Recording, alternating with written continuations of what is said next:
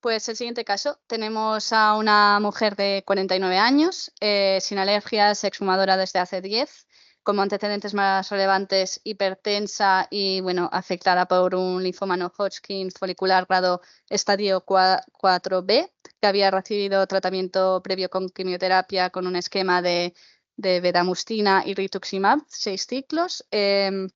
Actualmente no había, bueno, estaba con enfermedades estables y estaba sin quimioterapia. Y bueno, también el antecedente de que en noviembre del mismo año por el que empieza a presentar clínica, presenta una infección por SARS-CoV-2, por la que recibe tratamiento ambulatorio. Entre su medicación habitual tenemos lo que veis aquí, el colecalciferol, el lansoprazol y, y los antihipertensivos. Y bueno, empezamos con la clínica. Como ya os había dicho, en noviembre se le ha diagnosticado una infección por SARS-CoV-2. En este contexto presenta un dímero de elevado y se le realiza un angiotac y no se ve alteraciones a nivel de parénquima pulmonar.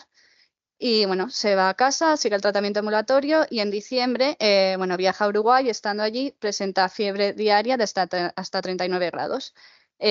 Cuando vuelve a España consulta, se orienta inicialmente como una neumonía adquirida en la comunidad y se inicia terapia antibiótica empírica con amoxicilina, clavulánico y acitromicina. El 17 de enero reacude por persistencia de la fiebre y presenta ya clínica del tos sin expectoración, niega disnea o un síndrome constitucional. Sus constantes a la llegada a urgencias son bastante anodinas, la exploración tampoco describe nada muy especial.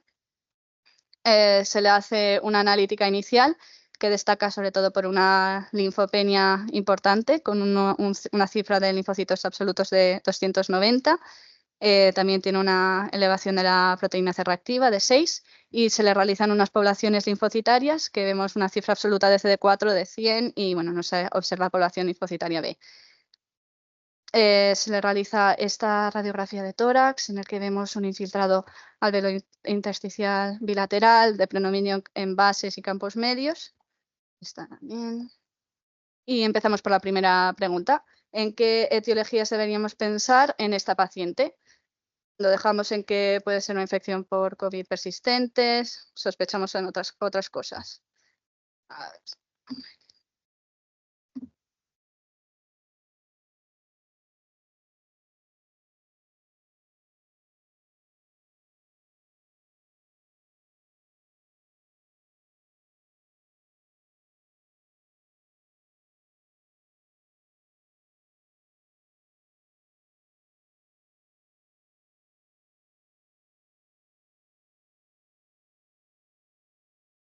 Vale, la mayoría habéis optado por orientarlo como una infección fúngica. A ver, tampoco estaría del todo mal, como sabemos, primero hay que pensar, incluso en los pacientes inmunodeprimidos, lo más común sigue siendo lo más común, entonces también habría que descartar una posible etiología bacteriana y bueno, vamos a pasar a repasarlo.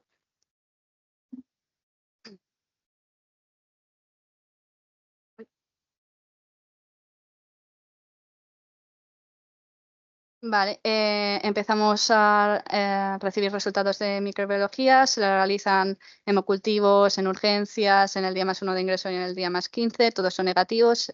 También en urgencias y en el día +7 de ingreso se le realiza primero una PCR rápida de SARS-CoV-2 y luego una convencional, ambas siendo negativas en frotis de vía aérea superior.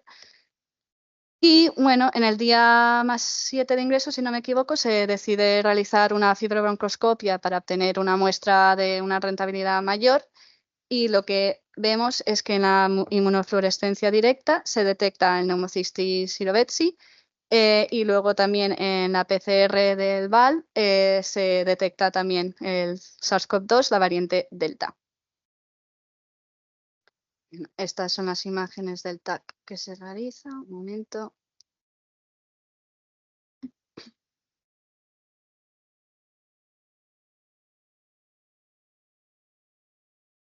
Vemos, bueno, unos infiltrados parcheados, principalmente vidrio deslustrado, también unas condensaciones pequeñas, todo sugiriendo un cuadro infeccioso.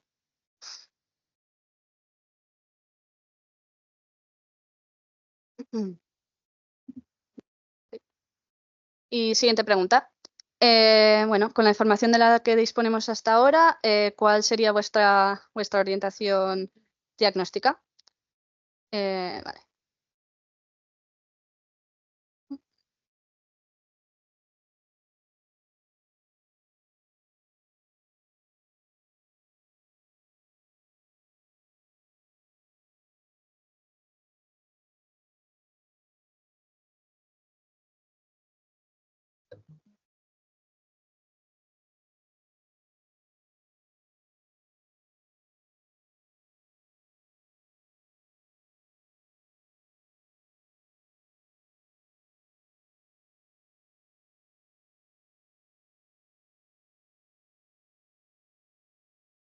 Vale, sí, la mayoría habéis optado por la opción correcta, una sobreinfección por neumocistis en un paciente con una infección por SARS-CoV-2. Y pasamos a ver por qué. Vale, aquí sí que me voy a fijar en mi hoja porque no me acuerdo el número de pacientes incluidos. Aquí os presento una revisión sistemática sobre casos de infección coexistente por SARS-CoV-2 y neumocistis giroveczi, tanto en pacientes inmunocompetentes como inmunocomprometidos. Incluyeron a 39 pacientes, una mediana de edad de 57 años. El 66% de esta población eran inmunosuprimidos, en torno al 20% VIH y el resto inmunosuprimidos por otras causas. Y bueno, de las conclusiones que sacaron es que en estos pacientes en los que tenemos una infección por SARS-CoV-2 siempre tenemos que también mantener un muy alto índice de sospecha de otras entidades, principalmente también el neumocistis. ¿Por qué motivos? Un diagnóstico diferencial difícil porque ambos presentan características clínicas y radiológicas bastante similares. Y también que saber que el diagnóstico de COVID principalmente lo solemos hacer con muestras de vía aérea superior y el de neumocistis requiere muchas veces de muestras de vía aérea inferior para poder diagnosticarlo y que bueno, muchas de las características de la infección por COVID, por COVID-19 pueden facilitar que se desarrolle una infección por neumocistis, los corticoides altas dosis que también facilitan la inmunosupresión y la linfopenia que se puede producir en este contexto.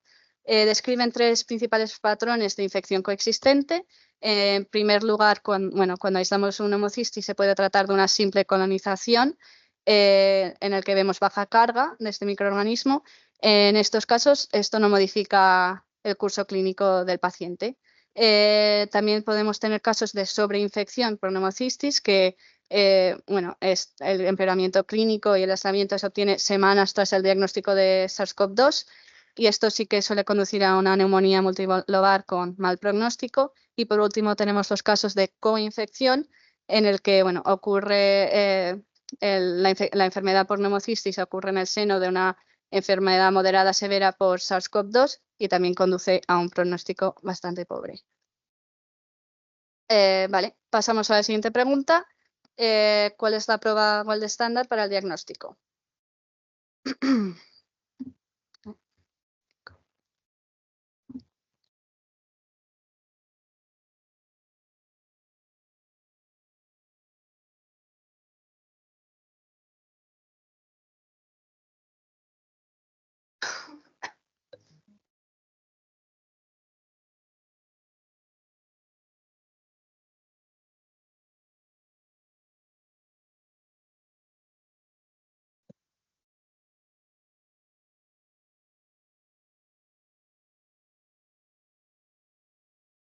Vale.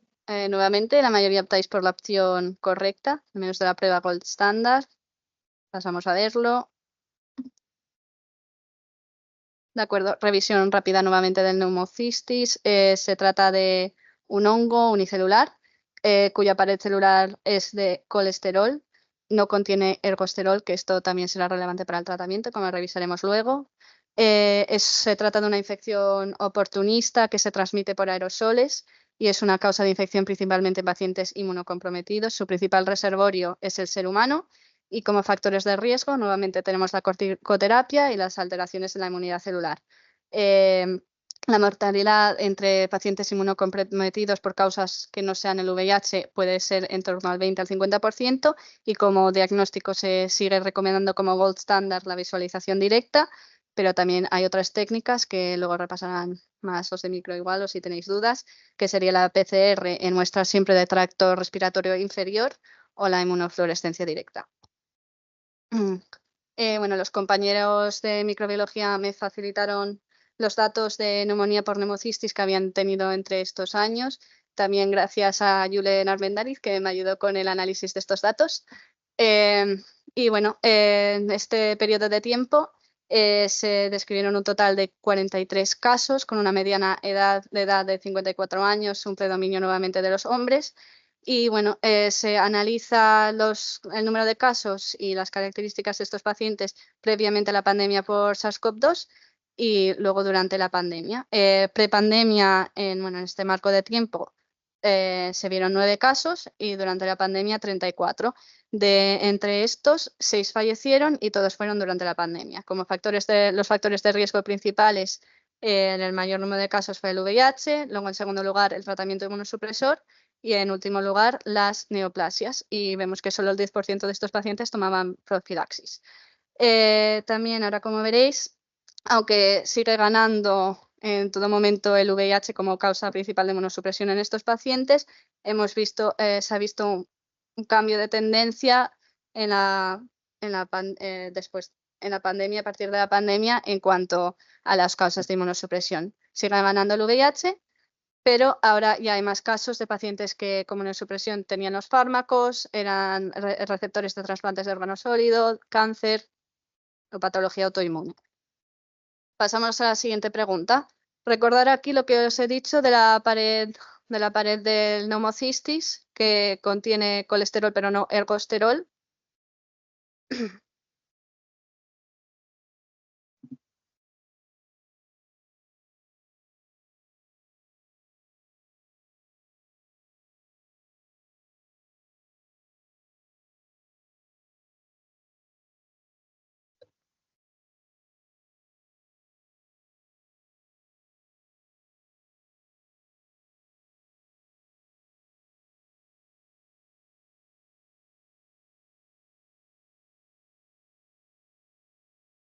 Vale, muy bien. La mayoría optáis por el cotrimoxazol por sí solo. Aquí realmente la respuesta más incorrecta sería el fluconazol, porque por el hecho de no tener el ergosterol sí, en su pared no serían sensibles a los azoles. Y pasamos a la sesión.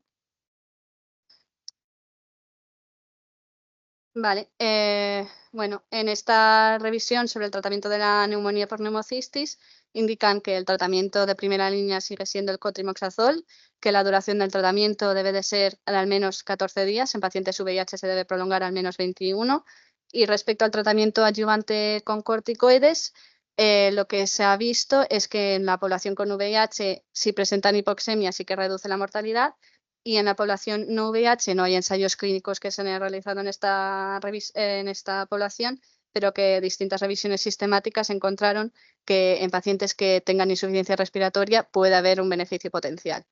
Respecto al tratamiento adyuvante con equinocandinas, tampoco tenemos respuestas hasta ahora. Se están llevando a cabo ensayos clínicos prometedores, y respecto a la posibilidad de vacunación, pues estos ensayos todavía están en estadios preclínicos, pero ya veremos.